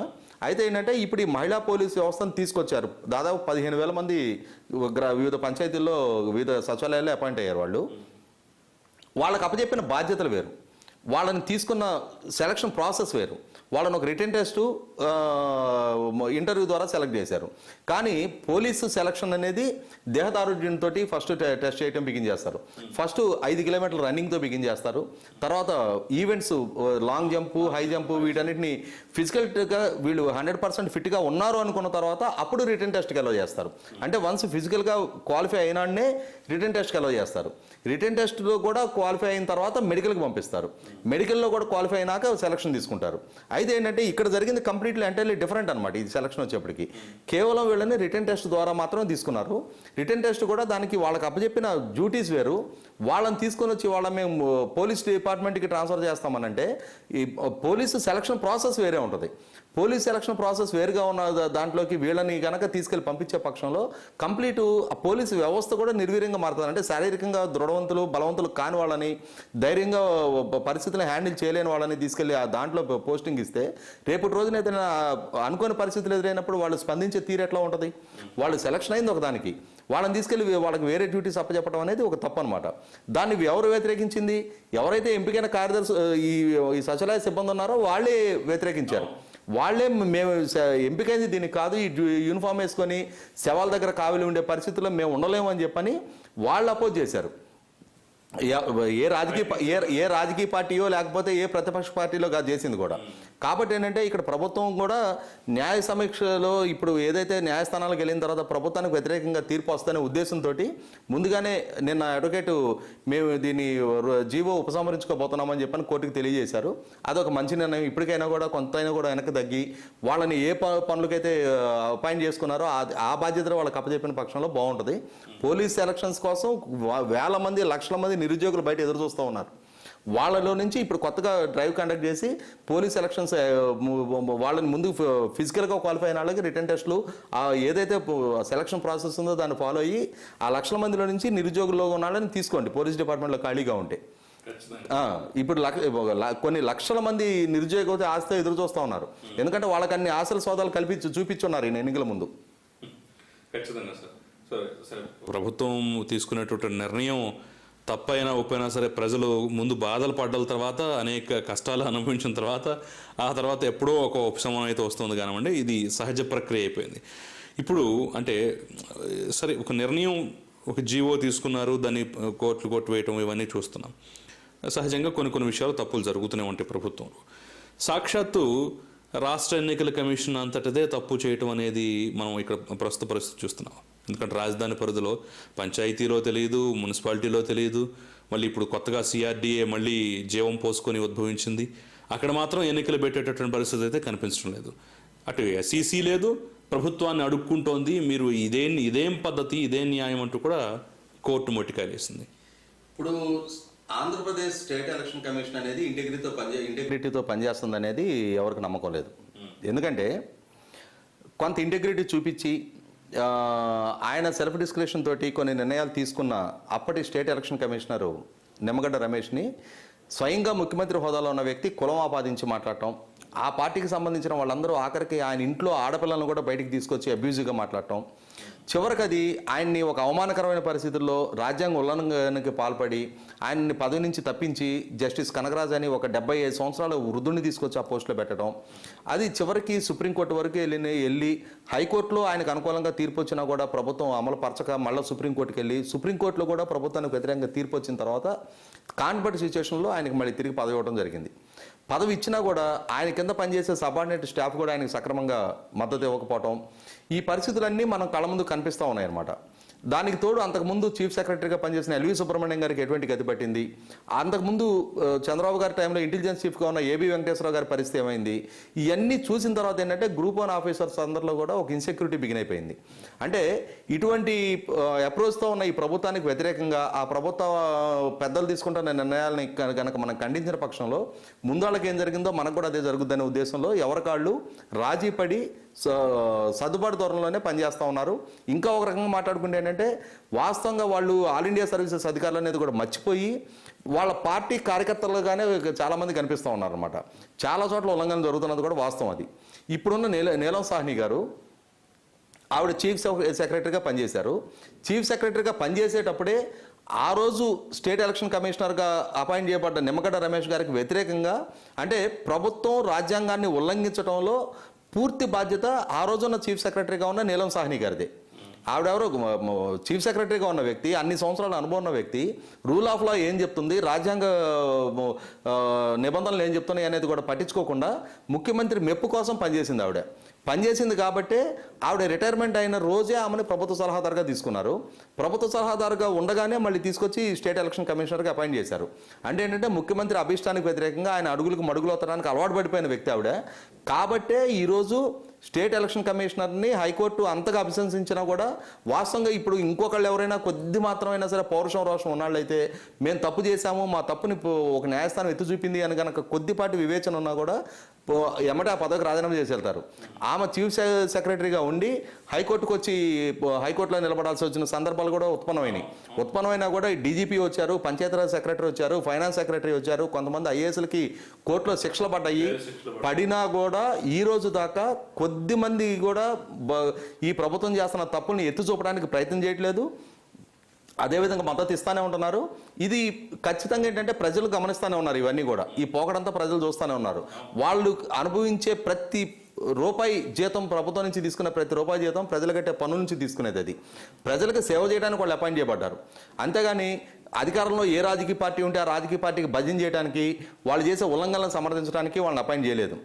సహజంగా రాజ్యాంగబద్ధమైనటువంటి వ్యవస్థలో ఉన్నవారు కానివ్వండి, రాజ్యాంగ వ్యవస్థలు కానివ్వండి, కోర్టుల దగ్గర చివాట్లు తింటాం అనేది చాలా రేర్గా జరుగుతుంది. అసలు వాళ్ళకి ఆ పరిస్థితే రాదు. ఇప్పుడన్నా ఇక వస్తే ఎప్పుడన్నా ఒక సందర్భంలో ఎక్కడో ఒక చోట వస్తే రావచ్చేమో కానివ్వండి, చాలా రేర్గా అరుదుగా జరుగుతుంది. కానీ ఆంధ్రప్రదేశ్లో రాజ్యాంగబద్ధమైనటువంటి సంస్థలు కానివ్వండి, వ్యక్తులు కానివ్వండి చివాట్లు తింటూ అనేది సర్వసాధారణం అయిపోయింది. ఇది ఆంధ్రప్రదేశ్ వ్యవహారం దేశం మొత్తం మీద ఒక ఎక్సెప్షనల్ కేసుగా ఉంది. ఇవాళ ఇక్కడ రాజ్యాంగ పరిరక్షకుడుగా ఉండే గవర్నర్, ఆయన ప్రభుత్వం తీసుకున్న ఒక రాజ్యాంగ అతీతమైన నిర్ణయానికి, స్టేట్ ఎలక్షన్ కమిషనర్ని తప్పించే నిర్ణయానికి ఆ రోజు ప్రభుత్వం తీసుకొచ్చిన ఆర్డినెన్స్ మీద ఆయన సైన్ చేయడమే ఒక తప్పు. 5 సంవత్సరాలు పదవీకాలం ఆయనకి రాజ్యాంగపరంగా రక్షణ ఉన్నదాన్ని మీరెట్లా 3 సంవత్సరాలు కుదిస్తారు, ఇది నేను ఒప్పుకోవట్లేదు, న్యాయ సమీక్షకు పంపిస్తున్నా అని చెప్పని ఆయన న్యాయ సమీక్షకు కానీ పంపించున్నట్టయితే ఆయన ఇంటెగ్రిటీ బయటపడేది. కానీ ఆయన ఏమాత్రం కూడా క్వశ్చన్ చేయకుండా ఆ రోజు స్టేట్ ఎలక్షన్ కమిషనర్ తప్పించడానికి ఆమోదం తెలిపారు, కనగరాజుని అపాయింట్ చేయడానికి ఆయన ఆమోదం తెలిపారు. ఇక్కడి నుంచి అర్థమవుతుంది ఏంటంటే ఆయన రాజ్యాంగ పరిరక్షకుడు. ఆయన ముక్కు కిందే రాజ్యాంగ ఉల్లంఘన జరుగుతూ ఉంటే కొద్దిపాటి మాత్రం కూడా ఆయన సైడ్ నుంచి ఇది తప్పు చేస్తున్నారు అన్న మాట కూడా ఆయన దగ్గర నుంచి రాలేదు. ఎప్పుడైతే ఆయన పేరుతోటి బ్యాంకులతో ఆయన పేరు మెన్షన్ చేస్తూ గవర్నర్ గారి ఆమోదంతో ఈ అప్పు తీసుకుంటున్నాం అని చెప్పని నేషనల్ బ్యాంక్స్ దగ్గర నుంచి అప్పులు తెచ్చారో, ఆయన పేరు మెన్షన్ చేసి కింద ఒక అధికార సంతకం పెట్టాడో, అప్పుడు కూడా ఆ వార్త బయటకు వచ్చిన కొన్ని నెలల తరబడి ఆయన సైడ్ నుంచి రెస్పాన్స్ లేదు. కానీ ఈ ఇష్యూ పబ్లిక్ ఇంట్రెస్ట్ లిటిగేషన్ ద్వారా హైకోర్టుకి వెళ్ళిన తర్వాత హైకోర్టు బెంచ్ దాని మీద, ధర్మాసనం దాని మీద కొన్ని రిమార్క్స్ పాస్ చేసిన తర్వాత అప్పుడే తనకు కొత్తగా తెలిసినట్టుగా గవర్నర్ గారు రాష్ట్ర ప్రభుత్వానికి లేఖ రాశారు. నా పేరు ఎట్లా మెన్షన్ మెన్షన్ చేస్తారు మీరు ఇక్కడ అని చెప్పని. అందుకోసం అని చెప్పని ఏం చేసిందంటే ప్రభుత్వం మేము దీన్ని సవరించే ప్రయత్నం చేస్తున్నాము, ముఖ్యమంత్రి గారి పేరు తీసేయండి అని చెప్పని బ్యాంకులకు లెటర్ రాశారు. గవర్నర్ గారి పేరు తీసేయమని చెప్పని బ్యాంకులకు లెటర్ రాశారు. సో ఇక్కడ రాజ్యాంగ పరిరక్షకుడుగా ఉన్న వ్యక్తి అటువంటి నైజంతో ఉన్నప్పుడు ఆయనే కనీసం మాత్రంగా కూడా నేను ఇక్కడ అపాయింట్ చేయబడ్డది ఇక్కడ రాజ్యాంగాన్ని పరిరక్షించడానికి అనే భావనే లేకుండా ఇక్కడ ప్రజలు కట్టిన సొమ్ముతోటి ఇక్కడ ప్రజలు కడుతున్న ట్యాక్సుల నుంచి అన్ని విలాసాలు అనుభవిస్తా ఆయన అంగరక్షకుల దగ్గర నుంచి ఆయన భోజన ఖర్చుల దాకా ఈ ప్రజలు కట్టిన పన్నులతోటే దొరుకుతూ ఉన్నాయి. అటువంటి వ్యక్తే కనీసం మాత్రంగా కూడా ఆ రాజ్యాంగ విలువలను పాటించినప్పుడు ఇంకా సామాన్య అధికారులకు ఎక్కడ ఉంటుంది? ఇప్పుడు ఇంకొక రాజ్యాంగ వ్యవస్థలో ఉన్న స్పీకర్ ఆయన మాట్లాడే మాటలు, స్పీకర్గా ఆయన ప్రవర్తన, అదే అంటున్నా ఆయన మాట్లాడే మాటలు, ఆయన ప్రవర్తన, వీటిని చూసిన తర్వాత ఇంకా మిగిలిన రాజ్యాంగ వ్యవస్థలకు ఏం గౌరవం ఉంటుంది? చీఫ్ సెక్రటరీగా ఉన్న వ్యక్తి, డీజీపీగా ఉన్న వ్యక్తి కోర్టుకు వెళ్ళి కోర్టులో ముద్దాయిల్లాగా చెదురు కట్టుకొని కోర్టు ముందు ఉదయం నుంచి సాయంత్రం దాకా నిలబడతా ఉన్నప్పుడు డీజీపీ స్థాయిలో ఉన్న వ్యక్తి వైజాగ్ ఎయిర్పోర్ట్లో చంద్రబాబు నాయుడు గారికి ఇచ్చిన పోలీస్ నోటీస్ మీద ఆ నోటీస్ నిబంధన ఏంటో చదవండి అని ఒక హైకోర్టు ఆయన్ని నిలబెట్టి చదివించినప్పుడు అసలు వాళ్ళకి ఏమి ఇంటెగ్రిటీ ఉంది? ఏ మాత్రం మాకు ఇంటెగ్రిటీ అనేది ఉంది అని 1% ఫీల్ అయినా కూడా ఆ పదవుల్లో వాళ్ళు ఒక క్షణం కూడా ఉండరు. అన్నిటినీ వదిలేశారు కాబట్టి ఆ పదవుల్లో వాళ్ళు కొనసాగుతూ ఉన్నారు. అటువంటి వాళ్ళ దగ్గర నుంచి మనం ఇవాళ చాలా గొప్పగా వాళ్ళ దగ్గర నుంచి ఏదో ఒక పంతరం ఉంటుంది, వాళ్ళు ఏదో ఒక చట్టానికి కట్టుబడి ఉంటారని ఆశించడం కూడా మనది మూర్ఖత్వం. అది ఎందుకంటే సార్ మనం చరిత్రలో చెప్పుకున్న ఇందిరాగాంధీ ఎమర్జెన్సీ దేశంలో విధించినప్పుడు రాష్ట్రపతిని నిద్రలేపు మరి సంతకం పెట్టింది, దాని మీద ఏముందో తెలియకుండానే సంతకం పెట్టాడని చెప్పేసి ఆరోపణలు ఎదుర్కొన్నారు కదా. ఇప్పుడు ఆంధ్రప్రదేశ్లో ఒకవేళ రాష్ట్ర పరిధిలో ఒకవేళ ఎమర్జెన్సీ విధించాల్సిన పరిస్థితి వచ్చినా సరే ఈ గవర్నర్ కూడా అలాగే చేస్తారు. దాంట్లో ఏముందో చూడకుండా సంతకం పెట్టేసే పరిస్థితి కూడా ఇక్కడ ఉంటుంది. అంతకుమించి కొత్తగా మనం ఆశించేది లేదు. సరే, ఒకసారి తెలంగాణ విషయానికి వద్దాం. తెలంగాణ ఇప్పుడు ప్రస్తుతం ధాన్యం కొనుగోలు కానివ్వండి, సరఫరా సంబంధించిన అంశం కానివ్వండి, నడుస్తున్న రచ్చ మనం చూస్తున్నాం. ఒక పక్క యాసంగి సీజన్ అంటే రబీ సీజన్లో అసలు వరి ధాన్యం వేయొద్దని చెప్పేసి ఒక పక్క నిర్ణయం తీసుకుని, మరోపక్క పెద్ద ఎత్తున లక్షల ఎకరాల్లో ఈసారి రబీకి నీళ్లు అందించేటటువంటి ప్రతిపాదనలు కూడా వెళ్ళాయి. ఒక పక్క వేయొద్దు అంటున్నారు, ఒక పక్క నీళ్లు అందిస్తూ ప్రోత్సహించేటటువంటి పరిస్థితి కూడా కనిపిస్తోంది. ఏంటి కన్ఫ్యూజన్ ఏంటంటారు? ఒక 12 లక్షల ఎకరాలకి నీటి సౌకర్యం కల్పిస్తామని చెప్పని ప్రభుత్వం ప్రకటించింది. వాస్తవంగా ఏమవుతుందంటే ఇక్కడ కంటిన్యూస్గా వరి సాగుకి మాత్రమే ఉపయోగపడే పొలాలు కొన్ని ఉంటాయి. దాంట్లో రైతులు వేరే పంట వేయలేరు. వేరే పంట వేయాలి అన్నప్పుడు రైతును ముందుగా సిద్ధం చేయాల్సి ఉంటుంది. రైతులుగా ముందుగా ఇప్పుడు సిద్ధం చేయాల్సి ఉంటుంది అంటే ఇప్పుడు ఒక పక్క కోతలు జరుగుతూ ఉన్నప్పుడు ఇప్పుడు మీరు రెండో పంట వేయొద్దని చెప్పడం కాదు. వాళ్ళకి ఒక అగ్రికల్చర్ ఇయర్ బిగిన్ అంటే ఖరీఫ్ సీజన్కి ముందే రబీలో ఏం పంట వేయాలనేది వాళ్ళని మెంటల్గా ప్రిపేర్ చేసి దానికి కావాల్సిన అగ్రికల్చర్ డిపార్ట్మెంట్ ఉంటుంది, డిపార్ట్మెంట్ ఆఫ్ హార్టికల్చర్ ఉంటుంది. దాని తరపు నుంచి సబ్సిడీలో విత్తనాలు ఇవ్వటం, దానికి కావాల్సిన నైపుణ్యాలు రైతులకు తెలియజేయడం, ఆ పంట ఎట్లా పండించుకోవాలి ఏంటని. కొన్ని పంటలు ఏమవుతుందంటే పండించిన తర్వాత మార్కెటింగ్ ఎట్లా అనేది కూడా రైతులకు సమస్యగా మారుతుంది. ఆ మార్కెటింగ్ సౌలభ్యం కూడా ప్రభుత్వం సైడ్ నుంచి ఏర్పాటు చేసి రైతులు కొంతవరకు ఆ పంట నుంచి షిఫ్ట్ అయ్యి వేరే పంటలోకి మారడానికి ప్రోత్సహించడం అనేది అది ఓవర్ స్పాన్ ఆఫ్ పీరియడ్ జరగాలి. అది కానీ రైతు శాంతం విత్తనం విత్తుకునే టైంలో వచ్చేసి మీరు ఈ పంట అయితే వేరే పంట అంటే రైతు ఆల్టర్నేటివ్ ఉండదు తనకి. సో ఇక్కడ ఏంటంటే ఆ సీజన్లో ఆ పర్టికులర్ సాయిల్లో అక్కడుండే వాతావరణ పరిస్థితుల్లో అక్కడ అందుబాటులో ఉండే నీటి సౌలభ్యంలో ఏ పంట పండగలుగుతుంది, ఆ పండే పంటకి మార్కెట్లో ఎంత డిమాండ్ ఉంది, ఇది ఫస్ట్ అగ్రికల్చర్ డిపార్ట్మెంట్ నుంచి ఒక సర్వే జరగాలి. ఆ సర్వే జరిగి రైతులను సిద్ధం చేసిన పక్షంలో రైతులు పంట మార్పిడికి వెళ్ళగలుగుతారు. కానీ లేని పక్షంలో ఏమవుతుందంటే వాళ్ళకి అనాదిగా వాళ్ళు అలవాటు పడిపోయిన సాగు ఏదైతే ఉందో దానికే వాళ్ళు వెళ్తారు. కాంటిపడి సిచ్యువేషన్ అవుతుంది. సో ఇప్పుడు సడన్గా వాస్తవంగా అయితే ఏంటంటే రబీలో చాలా ఎక్కువ దాదాపు 30-40 లక్షల ఎకరాలు వేసేవాళ్ళు, దాంట్లో ఇప్పుడు ఒక 12 లక్షలకి తగ్గిస్తున్నారు. అది ఇంకా అంతకంటే గత్యంతరం కూడా ఉండదు. ప్రభుత్వం కూడా ఏం చేయలేని పరిస్థితి.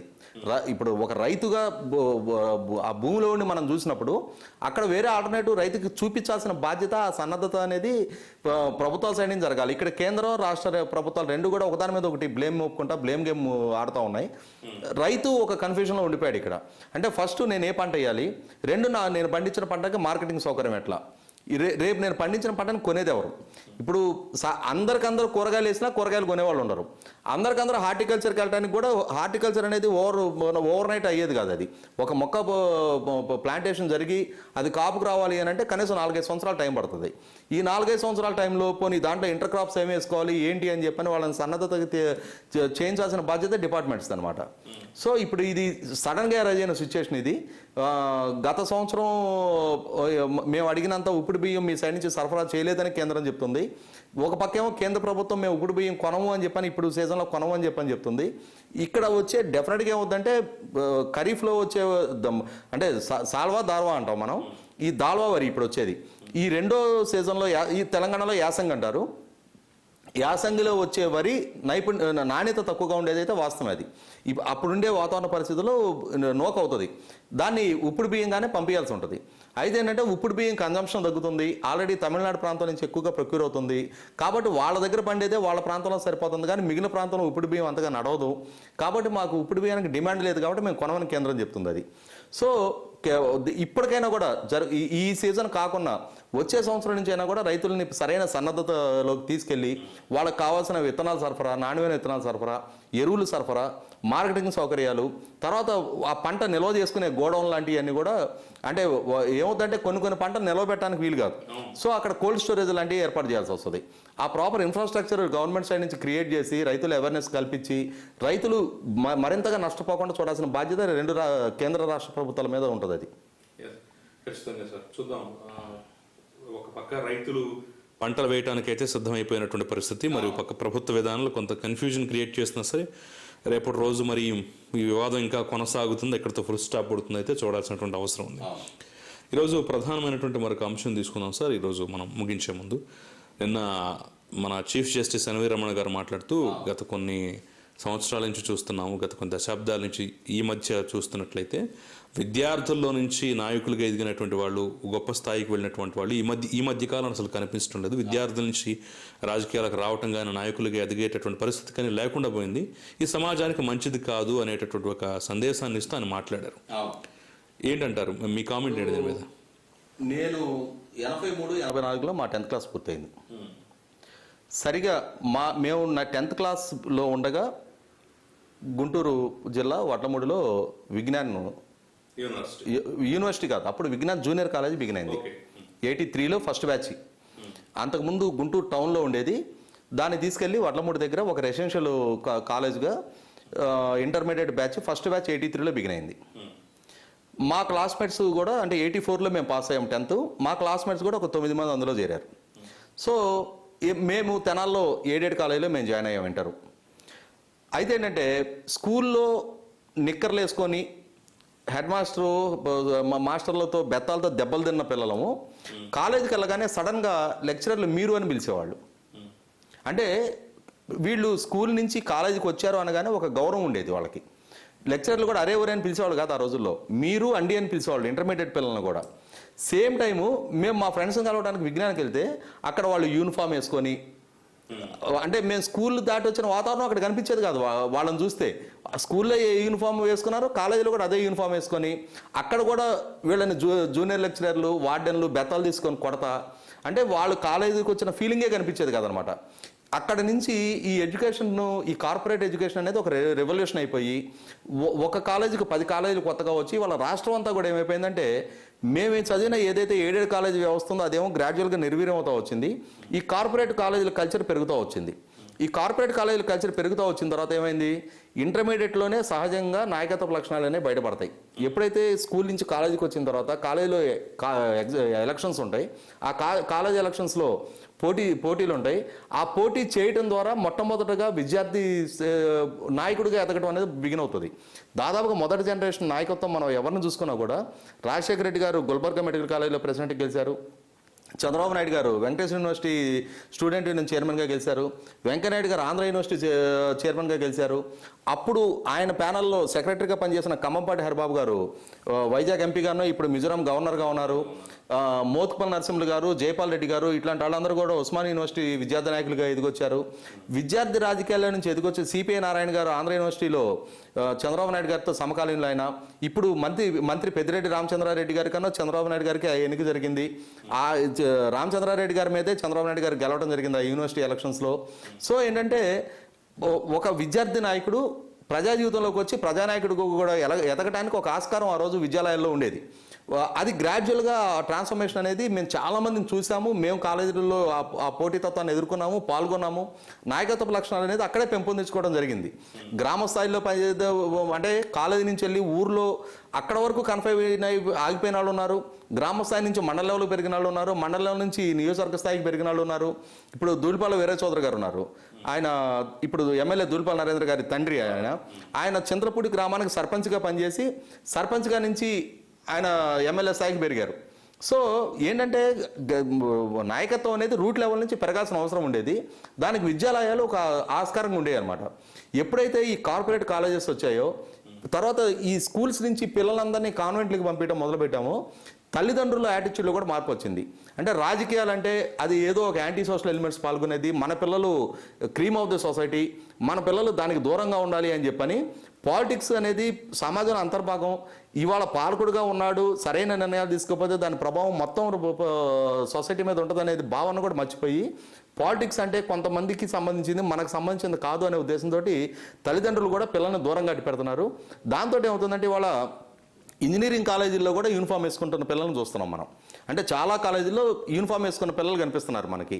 సో అటువంటి పరిస్థితికి వచ్చిన తర్వాత ప్రశ్నించే తత్వమే పిల్లల్లో తగ్గిపోయిన తర్వాత మేము యూనిఫామ్ వేసుకున్నటువంటి గ్రాడ్యుయేషన్కి వచ్చిన వాళ్ళం అని చెప్పని అడిగే పరిస్థితుల్లోనే ఆ పిల్లలు లేనప్పుడు అటువంటి మేనేజ్మెంట్లు, ఇప్పుడు మేనేజ్మెంట్ ఒక నిర్ణయం తీసుకున్న మాత్రం దాన్ని అమలుపరచాల్సిన ఇదేం లేదు. పిల్లలు ఎదురు తిరిగితే మేము గ్రాడ్యుయేషన్కి వచ్చిన వాళ్ళం మేము యూనిఫామ్ వేసుకోవడం ఏంటని చెప్పని కనుక ఎదురు తిరిగినప్పుడు ఆ ఎదురు తిరిగే లక్షణమే ప్రశ్నించే తత్వమే ఇవాళ జనరేషన్లో మిస్ అయిపోతుంది అనమాట. ఇది ఖచ్చితంగా ఏమవుతుందంటే భావి తరాలకి, భవిష్యత్తు నాయకత్వానికి చాలా ప్రతిబంధకంగా మారుతుంది. దాని పర్యవసానం ఇప్పుడే కనిపిస్తుంది మనకి. అందువల్ల మాత్రమే ఏమవుతుందంటే ఒకసారి ఒక రాజకీయ అవకాశం దొరికి ఒక స్థాయికి వచ్చిన వ్యక్తి ఆ పదవిని అడ్డం పెట్టుకుని కోట్లు సంపాదించిన తర్వాత తన పిల్లల్ని తీసుకొచ్చి ప్రజల మీద రుద్దుతున్నాడు తప్పితే వేరే ఆల్టర్నేటివ్ లీడర్షిప్ అనేది సొసైటీ నుంచి ఎమర్జ్ అవ్వట్లా. సొసైటీ నుంచి సరైన నాయకత్వం ఎమర్జ్ అవుతూ ఉన్నప్పుడు ఈ వారసులు వచ్చి ధైర్యం చేయరు. సొసైటీ నుంచి వచ్చిన వాళ్ళలో పోరాడే తత్వం ఉంటుంది, ప్రశ్నించే తత్వం ఉంటుంది, సామాజిక బాధ్యత తెలుస్తుంది, సామాజిక అవసరాలు ఏంటనేది తెలుస్తాయి. రూట్ లెవెల్ నుంచి ఈ సంఘర్షణను ఎదుర్కొని వచ్చిన వ్యక్తికి అటువంటి వాళ్ళు గొప్ప నాయకులుగా చలామణి అయ్యారు, రేపు కూడా అవుతారు అటువంటి వాళ్ళు వచ్చిన పక్షంలో. కానీ అటువంటి వాళ్ళకి వాళ్ళ అవకాశం ఉండట్లేదు. అవకాశం ఉండట్లేదంటే అటువంటి జనరేషన్ రావట్లేదు. వాళ్ళ రానప్పుడు ఎన్వి రమణ గారు చెప్పింది 100% నిజం. అది అంటే మేము ఇప్పుడు 50 దాటి ఉన్న వాళ్ళం మేమందరం కూడా ఈ ట్రాన్స్ఫర్మేషన్ అనేది చూస్తూ వచ్చామన్నమాట. మేము చదువుకున్న పరిస్థితులు వేరు, ఈరోజు మా పిల్లలు చదువుతున్న పరిస్థితులు వేరు. ఇవాళ కాలేజీల్లో, యూనివర్సిటీల్లో ఎలక్షన్సే సక్రమంగా లేవు. దాదాపుకి ఇదేంటంటే ఎన్టీ రామారావు గారు తీసుకున్న ఒక తప్పు ఇది. ఆయన దీన్ని కాలేజీలో ఎలక్షన్ రద్దు చేశారనమాట. ఆ రోజు మేము కాలేజీలో ఉన్న టైం అది. ఆయన రద్దు చేసినప్పుడే అందరూ కూడా ఇదేంటి ఇటువంటి నిర్ణయం తీసుకుంటున్నారు. ఎందుకంటే ఎన్టీ రామారావు గారు కాలేజీల నుంచి వచ్చిన వ్యక్తి కాదు.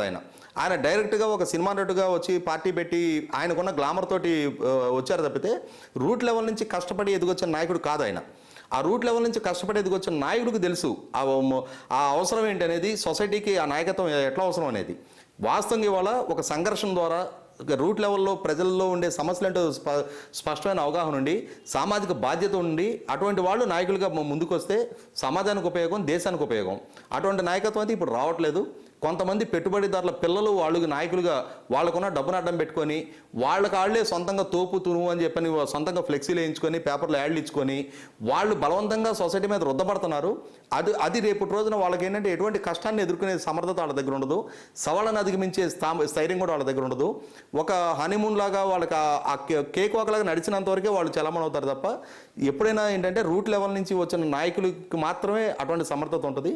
ఇప్పుడు చలామణ అవుతున్న దేశంలో ఉన్న చాలా మంది పెద్ద పెద్ద నాయకులు అట్లా వచ్చిన వాళ్ళే కాబట్టి వాళ్ళు అంతకాలం వాళ్ళు కొనసాగలిగారు. ఎన్ని క్లిష్టమైన పరిస్థితులు వచ్చినా, ఎన్ని అపజయాలు ఎదురైనా, ఎన్ని సవాళ్ళు వచ్చినా ఎదుర్కొనే మానసిక స్థైర్యం వాళ్ళకు ఉంటుంది.